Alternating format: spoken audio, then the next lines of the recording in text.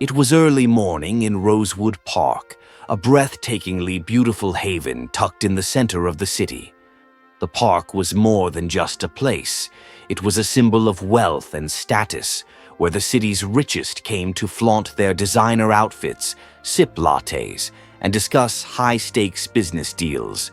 The perfectly trimmed grass, glistening fountains, and sparkling marble benches set the stage for the privileged few who ruled this place. But today, something unexpected would change everything. A man appeared at the entrance of the park. He was ragged, his clothes torn and filthy, his face gaunt from hunger, his eyes heavy with exhaustion. His steps were slow and deliberate, as though each one was a struggle. He was carrying an old guitar case, and as he made his way through the park, the whispers of disdain followed him like a shadow. "Who let this beggar in?" someone scoffed, glancing at him with disgust. "This place isn't for the likes of him." The man walked past the fountains, past the grand marble benches, and found a quiet corner of the park to sit. He didn't speak a word, just sat down on a weathered bench, gently placed his guitar case on the ground, and began to tune his instrument. His movements were calm, almost peaceful, despite the harsh glances thrown his way. The rich of Rosewood Park continued to scoff and gossip among themselves, but they didn't know who he was. They didn't know that the man sitting before them, looking like any ordinary beggar, was none other than Jesus himself in disguise. Jesus was here to test their hearts. As the man in ragged clothes began to play his guitar, a soft melody echoed through Rosewood Park.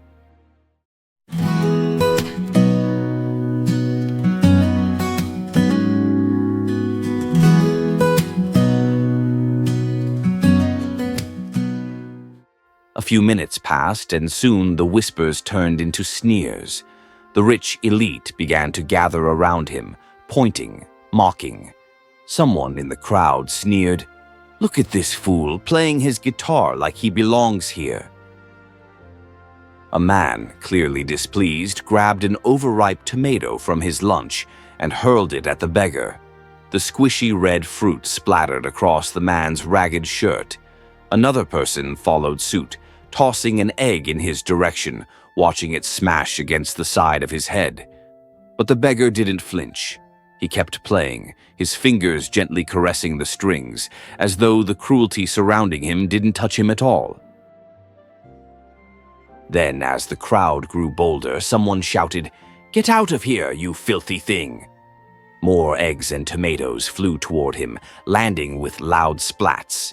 His clothes were stained with the mess, but still he remained calm, unaffected by the ridicule. The tension in the park grew thick, and that's when the unmistakable sound of high heels clicking against the stone path broke the commotion. There she was. Victoria Sterling, the wealthiest woman in the city, the queen of Rosewood Park, stepped onto the scene. She was everything the others aspired to be, dressed in an expensive tailored suit, a walking cane in hand, her silver hair neatly tucked into a stylish beret. Every step she took seemed to demand attention, and with her arrival, the crowd fell silent. She looked down at the beggar with an icy gaze, her lips curling into a disdainful sneer. "Who let this filthy creature into my park?" she demanded, her voice cutting through the air. Her bodyguards, massive men in black suits, appeared beside her. Their eyes scanned the crowd, and with a simple gesture from Victoria, they stepped forward. "Get him out of here. He doesn't belong in Rosewood," she commanded. Her voice was like a whip, sharp and unforgiving. The beggar didn't stand up. He didn't speak. He simply kept playing, his eyes closed, as if he had no intention of leaving, no matter what they threw at him. But Victoria wasn't having it. She approached the beggar, her heels clicking menacingly against the ground. "How dare you disrupt my park with your pathetic presence?" she snapped. "Leave, or I'll have you removed by force." With that, she reached into her designer purse, pulled out a thick wad of cash, and threw it on the ground in front of him. "Take this money and leave. It's more than you deserve." But the beggar just looked at the money. Then, with a soft smile, he shook his head. "Money cannot buy what I have to offer," he said quietly, his voice carrying a calmness that contrasted with the tension in the air. The chaos in the park had barely settled when the beggar stood tall and turned toward Mrs. Victoria. His eyes were steady as he spoke, his voice surprisingly calm despite the mess around him. "I ask for just one song. After that, I'll leave you all in peace." Mrs. Victoria, arms still crossed, glared at him, clearly annoyed. But something about his calmness made her hesitate. "One song," she said, her voice stern, "and then you go. That's the deal." The beggar nodded, slowly adjusting his guitar and strumming a few soft notes. The beggar took a deep breath and began to sing.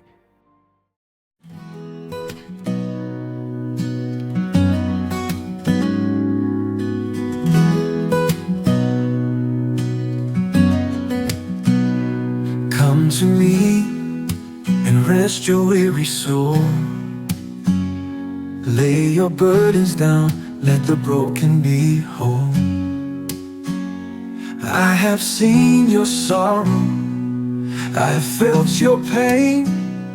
Open up your heart, let love fall like rain. Oh my child, don't you fear, I am here, always near. Though the world may turn away, I will never go astray. Tears may fall and hearts may break, but love is stronger than the change you make. Lift your eyes and see the light. Even in the dark, love shines bright. Come to me and rest your weary soul. Lay your burdens down, let the broken be whole. I have seen your sorrow, I have felt your pain. Open up your heart, let love fall like rain. Oh my child, don't you fear, I am here, always near. Though the world may turn away, I will never go astray. Tears may fall and hearts may break, but love is stronger than the change you make. Lift your eyes and see the light. Even in the dark, love shines bright. Oh my child, don't you fear, I am here, always near. Though the world may turn away, I will never go astray. Even the coldest hearts can melt, even the lost can find themselves. All you need is love, all you need is grace. Come to me, I'll take your place. Even the coldest hearts can melt, even the lost can find themselves. All you need is love, all you need is grace. Come to me, I'll take your place. Come to me, I'll take your place. Come to me, I'll take your place. Come to me, I'll take your place. And rest your weary soul.